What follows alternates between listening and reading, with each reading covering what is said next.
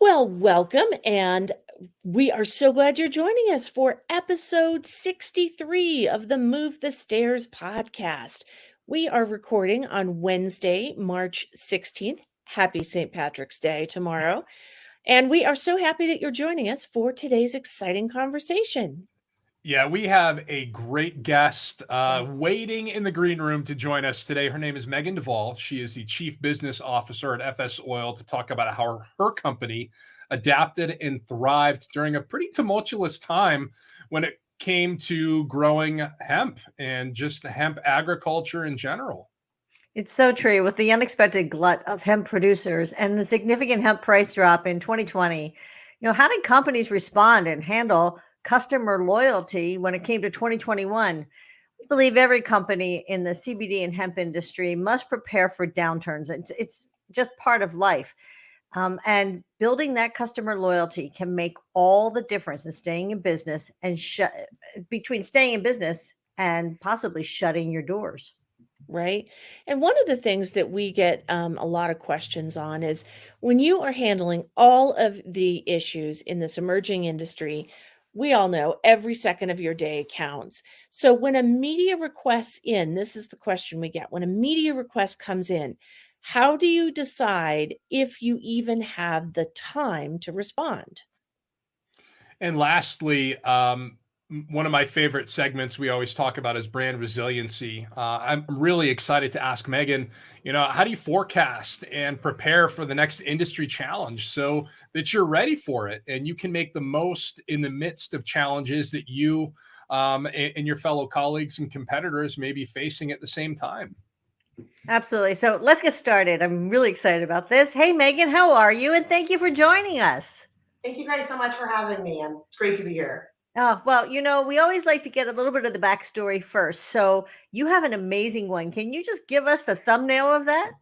I can try to squeeze it all down, but I am part of a family farm, 3 generations that are currently on the farm, and our owners are family members and a cousin. And we really came into this business starting to grow in 2016 because the patriarch of our farm was sent home on opiates with stage 4 cancer and hospice. And we had already had a marijuana facility up in downtown Portland. And so we decided to get some really high CBD, really low THC capsules made for him and bring him down and put him on a capsule regime and some extract regime. And, within a day or two, he was riding around our family farm. We have a great agritourism program with a tulip festival. So he got to ride around his last tulip festival. He got to say goodbye to his kids, his grandkids. It was really something that was amazing to us. And so when we met the Stanley brothers that had kind of the same synergy and saw some of those same effects happen with Charlotte Figge, we knew that there was some synergies there. And so we immediately kind of started growing with them, growing a bunch of hemp for them, as well as doing their extraction. And, one thing led into another, and that's now 2022, and it's a huge part of our family business. That's great. That is an awesome backstory. And if our listeners want to read a little bit more into FSOil, hemp growers did a great article on your history. And we'll talk a little bit about media a bit later on in the podcast, Megan. But I wanted to get started first with, challenges in customer loyalty, and especially when it comes to a CBD company trying to build customer loyalty at a time when the industry is rapidly changing. I mean, your customers and your customers are looking to you for product, but is the price for hemp really nosedived in 2020? Many companies like yours cut back how much hemp that they planted because there just really wasn't any demand. So to get us started here, did you have a plan for keeping your most important consumers in mind? And how did you adapt so that you knew that in spite of rolling back how much you were growing, you knew that those people were still going to line up and get your incredible products? Yeah, I mean, I think the biggest thing that's most important thing for us is it is a relationship. We are not their supplier, nor are they the vendor. We are there to ensure that this relationship is moving forward. If there is any concerns. A contract is a piece of paper, a supplier and a relationship moving forward. We want to ensure that we can help them with anything that they can. And that to me is a transparent conversation. How do we help you? How do we ensure that your brand is successful? Because that's our success. And then just having those hard conversations of this is where your price is, this is where we can work with you. I mean, we've done everything from barter with small extract for local ladies with granola to, helping some of the biggest brands in the industry. It is about transparency and open communication and ensuring that we are all on the same page and we're all trying to do this for the right reasons. That is really such a great point. We talk about relationships all the time. But this, downturn, was this something that you saw coming? Did you prepare for this, pretty significant plummet in prices? Is it one of the reasons that you decided to get your Global Good Agricultural Practices certification? Yeah, so we saw this coming. I mean, one of the things that we advocated to the farmers, even at like the Portland conferences and anywhere that we could, was do you have an end-stream market? Do you know where you're going with this? That's important because it's a lot of people jumped into this. We wanted to ensure that long-term, everyone was looking for a goal. Do you have setting up good agricultural practices, going down the road to get GMP 21 CFR 111, 114, setting those standards so that when food drug mass opens up, we could seamlessly work into that. That was important. That is important to us, and we think it for final consumer safety, it's very important. We did see it coming, and that's also part of the reason we wanted to diversify. We got into this because of wellness for people. So how do we look at other crops? We grow over 100 different crops now. How do we look at other crops when we have the infrastructure set up for all of this extraction? How do we fold that into our portfolio for ingredients? So it's not just one good ingredient, it's a lot of good ingredients. I'm so excited to be talking to you because you truly are one of the companies that does look forward and does say what's coming down the pike. And when it comes to customer loyalty, that's really important, as well as when you're building that brand resiliency. But I want to ask you, what are you doing differently in 2021 and 2022 so that you continue to build those loyal customers on top of what you've already talked about as far as building relationships? Yeah, maintaining those relationships is important to see where they're going, see where we're going, sharing ideas, being able to sit around a table and be like, okay, this is what we're seeing.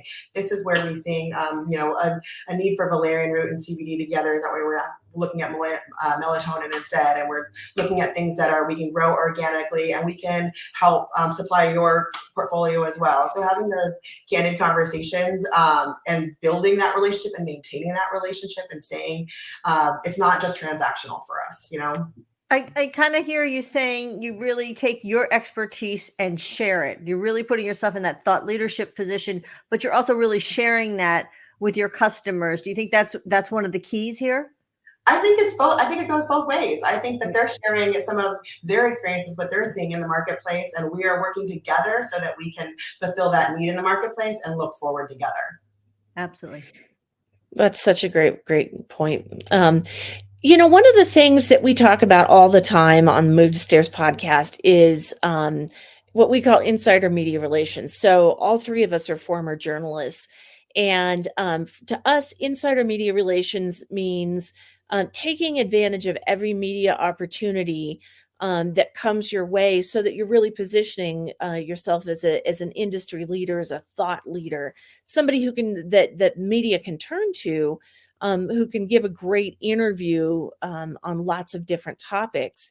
And we always say, take that interview if it's possible, but time, we mentioned above, time is money. So you were recently quoted in Hemp Industry Daily about Delta 8. Talk about your decision into why to give that interview. To me, that was important because I really wanted to get more awareness about HB 3000, what was happening in Oregon. Delta 8, from a personal standpoint, I know someone that took Delta 8, and I have nothing against it, but it's marketed as CBD, and that's the problem. It had nothing to do with Delta 8 or even Delta 9. It was marketed as CBD, and it was hemp derived, so they thought it was going to have similar reactions. Their bodies were going to have similar reactions as CBD, and that wasn't the case. And they took it during a work week and a work day, and it wasn't a great situation. So to me, that was about just getting knowledge out there, because I want to care for the final consumer, because the final consumer is what will drive this industry in the right place. That will open the doors to FDM. That will push HR 841 over the line. The final consumer experience is extremely important, and their safety is extremely important. And taking something that you don't know what it does, but it's marketed as CBD or marketed as hemp derived, can be misleading. So that was why that was important to me. It's just to kind of get that information out there. Yeah. I think that's so interesting. And I mean, it's just really clear to me how much you are thinking about that end consumer, that being super transparent to your customers, and creating that customer loyalty. Well, I mean, we wouldn't be here without the customers, and transparency is important. We invite every single person into our farm and into let them walk through our facility. We walk through where we put together our own drying. We put together, we show them our barcode so that we can say, within an hour, I can find every retention sample for every spot down the line, because that's important. I want to ensure that the final consumer is safe. That's so important, because that builds that credibility, not only for you as a producer, but also for the industry. When people meet people like you and they're like, wow, they take this very seriously. It's so important. And it really makes you a thought leader. We know you've talked about HR 841, which I want you to explain exactly what that is, but we know how well you are versed on legislation. In fact, I have to tell you, of anyone I've ever met, you are the woman. That's all there is to it. I mean, you are amazing. So when you're going to talk about legislation, whether it's proposed legislation, whether it's current legislation, I want to know, do you seek out the media, or do you kind of wait for them to come to you? But before that, I want you to go ahead and tell us HR 841. What's that about? We have a lot of amazing support in Oregon. One of them, obviously, Merkley, Wyden, but one of them is our local neighbor, Representative Schrader, who's actually out of our district in Canby and right by our farm. And he's a farmer himself. He's a vet, and he proposed some legislation that would essentially let hemp and hemp derivatives of hemp go through a dietary supplement route. So saying, follow 21 CFR 111, we're looking at this, and there's already kind of a guideline set up for those routes under DSHEA. So if we can move that forward, we will have kind of at least an entryway into getting CBD regulated appropriately.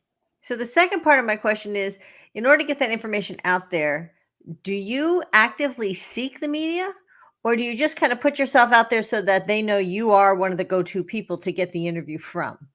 I do not actively seek the media.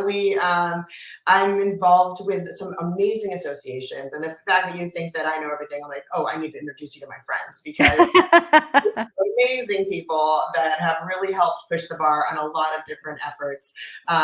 Obviously, the Hemp Roundtable is doing a lot of stuff on the federal level. The Association of Western Hemp Professionals is doing a lot of West Coast on the state level. So there's a lot of amazing people out there that have a lot of information, and I'm just really grateful to be able to work with a lot of them. Being able to get some knowledge out there to the masses, I feel like we did a lot of call to actions for HB 3000, so people understood what that meant, at least in Oregon, for putting caps on THC in full products and by serving. So we try to reach out a lot, and so we do get a little bit of the media attention there. Or like when we're testifying, we did a lot of testifying for Oregon so that they understood where the industry saw this was going to work, how it would affect a lot of us that are operating in good faith and want this to go into food, drug, mass. And so most of that, the media comes to us. It is hard to understand whether or not we should take it. I'm probably not the expert leader, as you guys say, but it's one of those things I think it's important to get that information out there. Absolutely. And, media is a powerful tool to do so. And, we talked about earlier how you were quoted in Hemp Industry Daily. There's obviously a big difference between an online publication that's focusing on CBD and hemp, and you also have your kind of general news reporters like the TV stations in Portland or Eugene or wherever.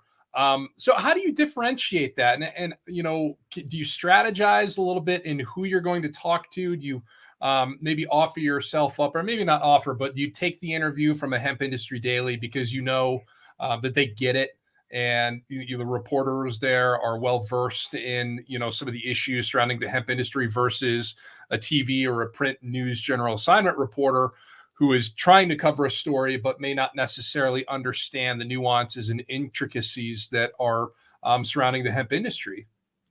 Yeah, well, we've been lucky with a lot of our news and TV stations that have come out because kind of the celebrities that we're involved with. I mean, just like Wyden coming down and Berkeley coming down and Schrader coming down, or Belushi and his grow coming over. So we have been lucky that we work with some amazing people and are trying to ensure that the industry, we are big pillars in the industry and moving that forward. So we've luckily been able to get a lot of attention because of that. But yeah, the decision to kind of speak up isn't always an easy one for people that are like, we're growers and processors. We're not necessarily the end all be all knowledge of hemp growing, but we think that it's important that the message gets out there, that there should be some standards, and we're more than willing to let anyone come to our facility and have full transparency on how we think this industry should move forward so that consumers are safe and that food drug mass does open up for this ingredient. And when you work with the general news media as opposed to the trade media, with the trade media, it's a different audience. In the general news media, you really are educating people. And I was just reading a survey today about children, parents and children, that was just done, and it was amazing how little information is really out there, how little knowledge is really out there. There's a lot of information out there, but how little knowledge is out there. And so going to general media sometimes can make a huge difference. Yeah, and I hopefully stuff like the Delta 8 going out to general media will really get some knowledge out there that it is not necessarily a CBD product. It is not Delta 8 CBD. It is Delta 8 THC. And we want to make sure final consumers do know that. Right, because boy, they're going to have a different experience with Delta 8 than they are with CBD. Anyway, do not recommend taking on your workday. Exactly.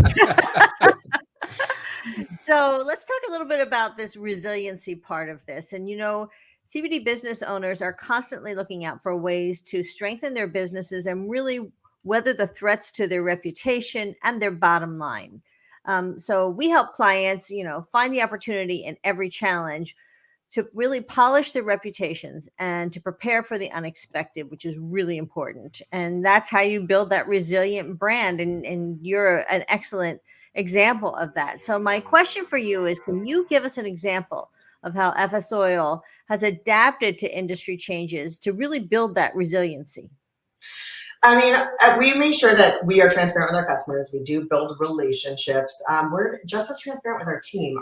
Majority of our team has been with us since 2017. Wow. We put the production facility together. So our team is strong. We're very transparent with them. We let them know, I bring back meetings from what I learned at the roundtable, or when I worked at what I learned from, AWHP, or just working with people like you, what I've learned, I bring that back to the team so that we can all sit around a table and be like, okay, what's next? How do we plan for this? How do we ensure that we will be someone standing? Part of the reason that, and I'm so grateful to you, Diane, for reaching out, is part of the reason that we're taking some of these is so that we can bring some more awareness of what's going on, especially in this space, and how we adapt to these industry changes, how we fold in other botanical ingredients.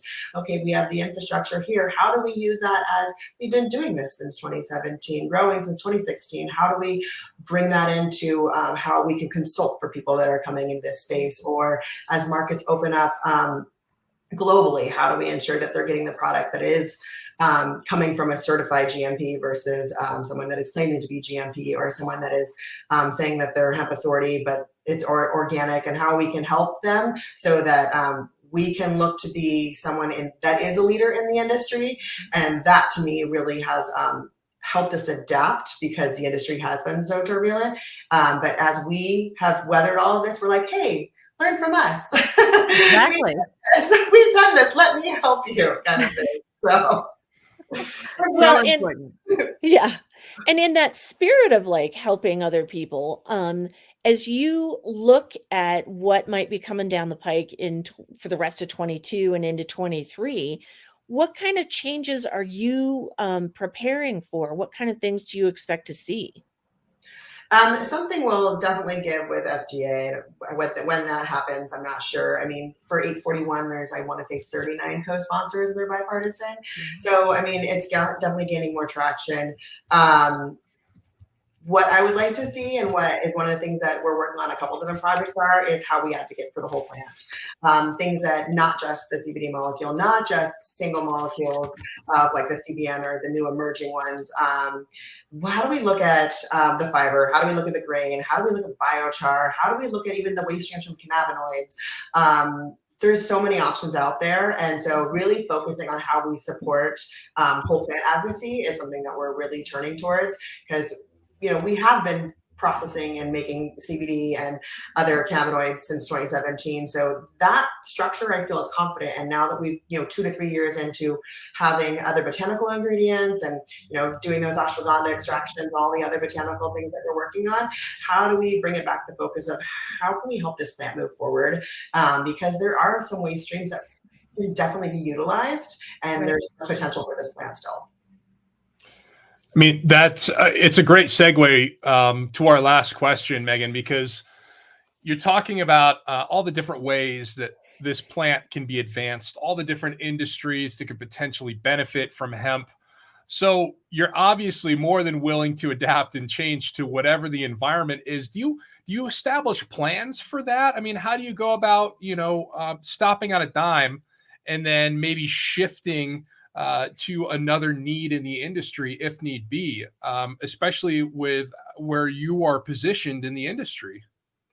I mean, stopping at a dime, we've had to do it in the past. It's not ideal, but, it's part of life. I mean, really just forecasting, having those transparent conversations with customers so that we can feel that we have, okay, this is at least this much biomass is set aside for this. This much biomass is set aside for this.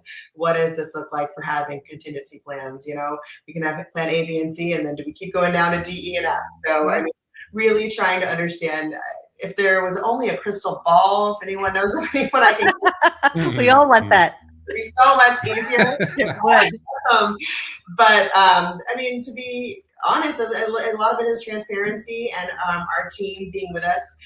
It is a family farm. It is the joke is, if you are somewhat related to family, you are gonna do something within the company or within the industry, because it is. I mean, it's a family, and we're driven by a mission, and a lot of that is advocacy for this plant and advocacy for the people that we work with. I work for amazing family, and I work for amazing people, and keeping them going and keeping them inspired is something that our team is super passionate about. So ensuring that we are always coming up with new ideas and trying to stay ahead of the curve for what we think is going to happen, and how we advocate for the family, how we advocate for our processing, and how we advocate for the plant are really important to us. I want to ask you something, because you just brought up that whole topic of the family farm, and it's obvious that you embrace change. It's obvious that you plan for change and you have your contingencies. Do you think because it's a family that helps that? Helps, hurts. It goes both ways depending on the day. But I love that answer. No, I mean, it is important. We all work really hard. We built something that we're really proud of from scratch, and we built it. A lot of it just without venture capital money, like building it as we grow. So it's something that's really important to us. It's on our farm. So, the fact that we can take a break from, manufacturing or selling or whatever we need to be doing, and hop on a gator and run to the pond or run through the fields and go check out some tulips, or, it's something that we want to continue to move forward. And the brand Resiliency is who we are. It's the family dynamic is important, but it's the team dynamic. We have everyone from we work with agronomists to, we have engineers on behalf, and we have biochemistry people on. We have a whole team of people that really believe in FSOil and Iverson Family Farms, and so that's what's important, and that's what keeps us driving forward. I love that. Man, what a great conversation. Thank you so much. And by the way, I really am. I think I'm coming to the Tulip Festival because it just looked too amazing. Where can people find out more information about you? Wooden Shoe Tulip Festival. And then Iverson Family Farms is the farm, and then FSOil.com. So all of them, it's all the same family. Our company is owned by 3 brothers and a sister, and then a cousin. And that cousin is my aunt. So it's really like a family business. We have an amazing vineyard on properties. We have a wine room and tulips, and it is a really great place. And then we're more than happy to always invite you into our facility for tours, because we believe in what we're doing. We believe in transparency, and we know that we're operating in good faith of who we are. Okay, guys, I'm thinking there's a field trip to Oregon in our near future. What do you think? I mean, there's great wine in Oregon, so I am all over that. Tulips and wine and CBD. There How you could you go. go wrong, right? Well, thank you so much, Megan Duvall of FSOil. You have been just a delight, and we can't tell you how much we thank you for taking the time to talk with us today. Of course. Thank you guys so much for having me. I really appreciate it. Thank you. Well, oh my gosh, what an amazing conversation today, right, Jordan? Yeah, I mean, it was fantastic. I wrote down a ton of notes. I don't know if you saw me jotting here. Scribble. Pretty much. I mean, one of the key themes that I think Megan was very good at highlighting throughout this entire conversation was relationships that she works to build through transparency. And that was one of her primary methods of not only getting customers, but retaining customer loyalty.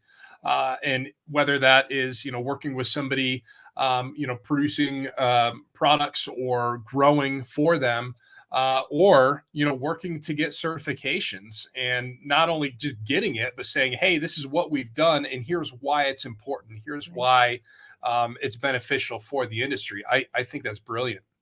Absolutely.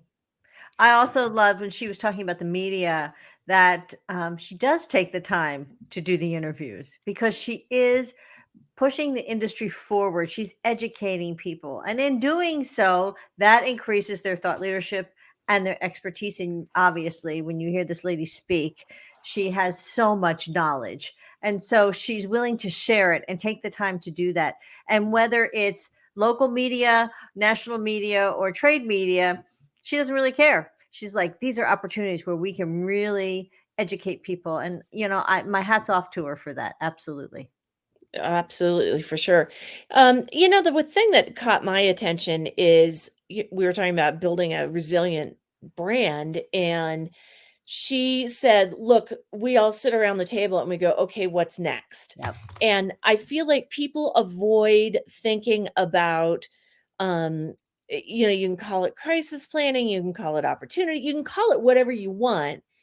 But I think people avoid trying to think about the what ifs, just going, I can't deal with that. I don't want to think about it. We're just going to keep plowing ahead. Right. And it truly is as simple as sitting down at a table with your team and going, okay, here's where we are. What's next? What are we going to do?